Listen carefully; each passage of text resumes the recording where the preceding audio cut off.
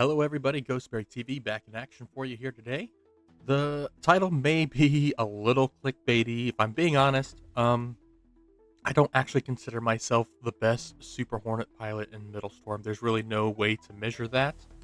Um, but the reason I made that claim, and the reason you're probably here, is not because of this mastery or even getting the plane to level 20. It's because of this up here, the gold badge that represents that you were the number one on a certain plane here on the PvP leaderboards.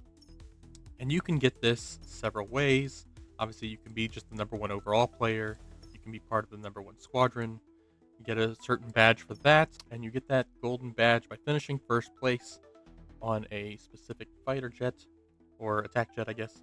Um, and I'm making this video. Most of you guys or gals who follow me probably already know what it takes to get one of these. I decided, there's probably a few of you who are kind of newer to the game, and there's going to be more and more people as the channel continues to grow who are looking at these things and wondering how to get them and what it actually entails to try and go for one of these badges.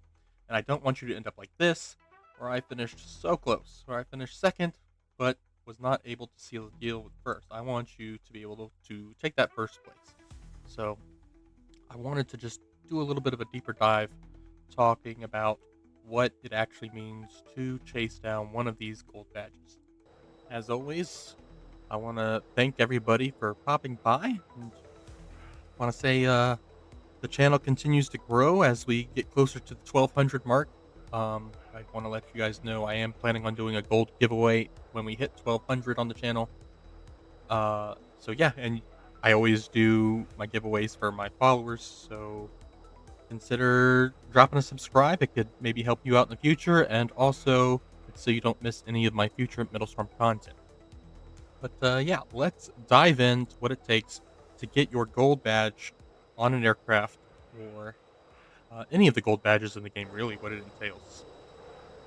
And yeah, so first off, you want to have a decent amount of trophies on your plane to start with.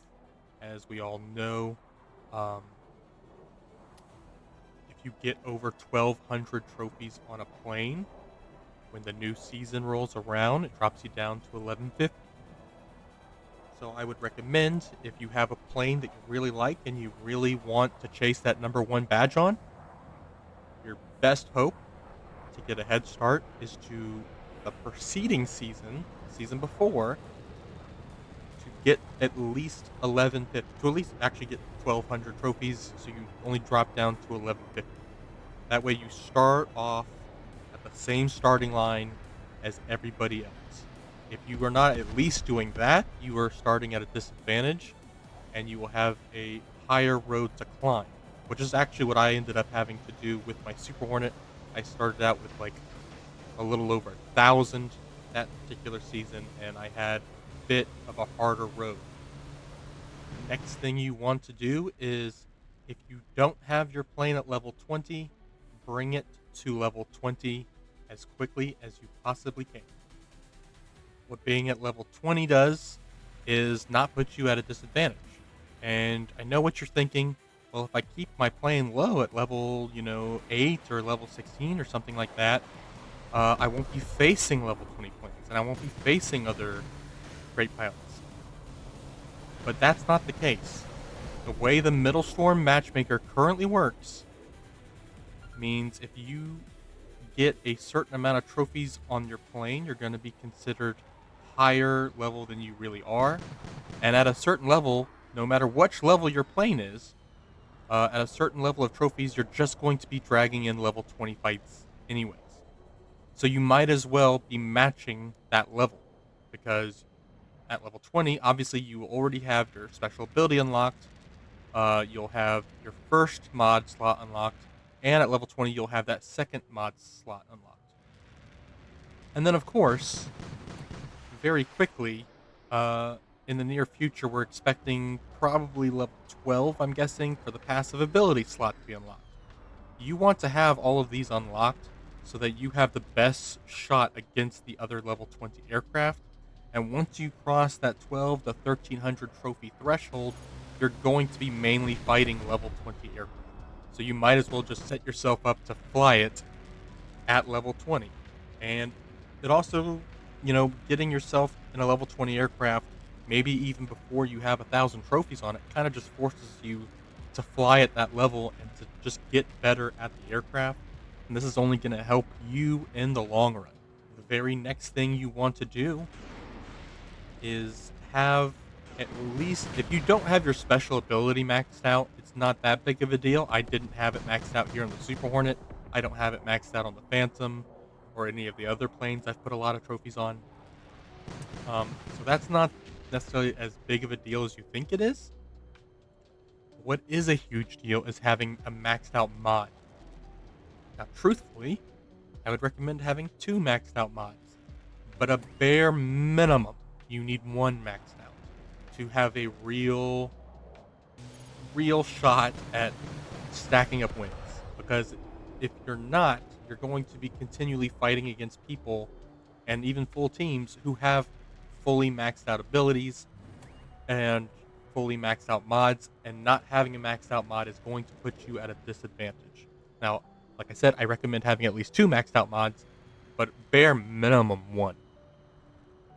For example, the Super Hornet here and a lot of heavy fighters, I like to recommend improved targeting.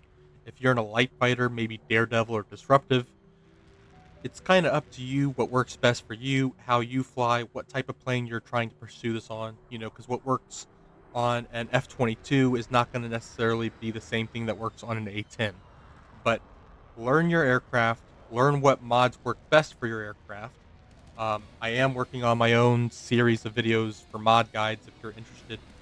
I've already got 2 out. I'm working on 2 more as we speak. But learn what mods really complement your aircraft the best, and then have at least one of those mods maxed out and at least one of the other mods unlocked. You want all the mods and special abilities you can put on your aircraft.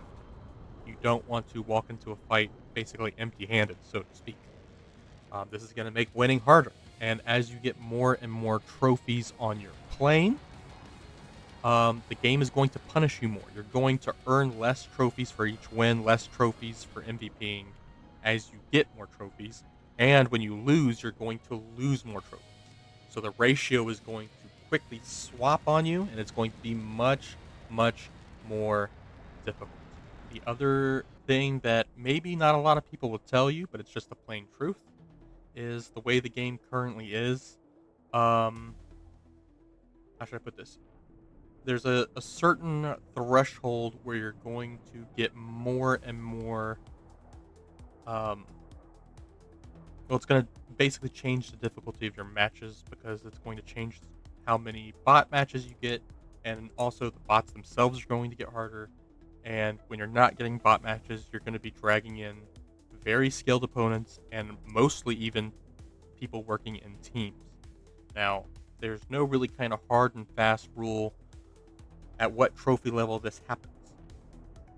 Different people will say different things. I can only speak to my personal experience, and that personal experience is that this sort of things start to change. You generally fight mostly people, I find, during your server's kind of prime hours, so to speak, when you are at under 1,300 trophies.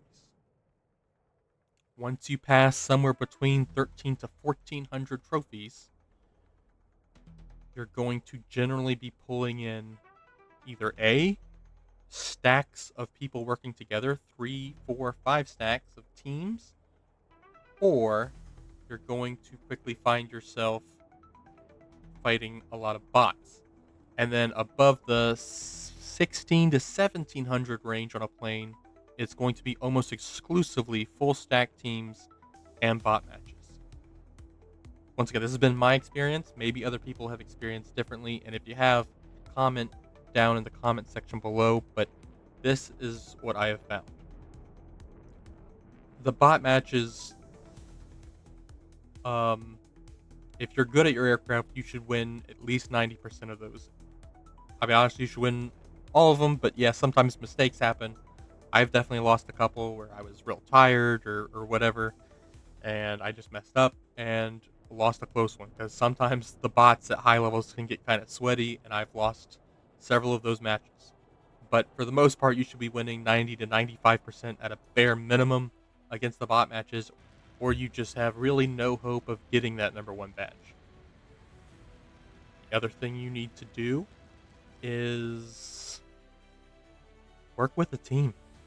That's honestly the biggest secret to it. You maximize your chance at winning by working with a team of skilled people instead of solo queuing with randoms.